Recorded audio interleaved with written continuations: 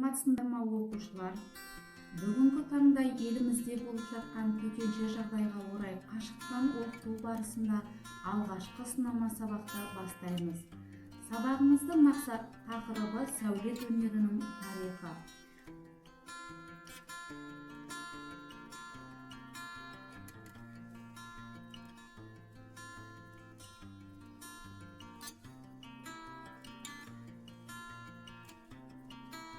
Өте терең. Ежелгі тас дәуірінің соңындағы сәулет туындыларының алғашқы қадамдары байқала бастаған. Үңгір қабырғаларында алғашқы қауым адамдарының саусақтарымен жүргізілген ерек жолақтар пайда болды.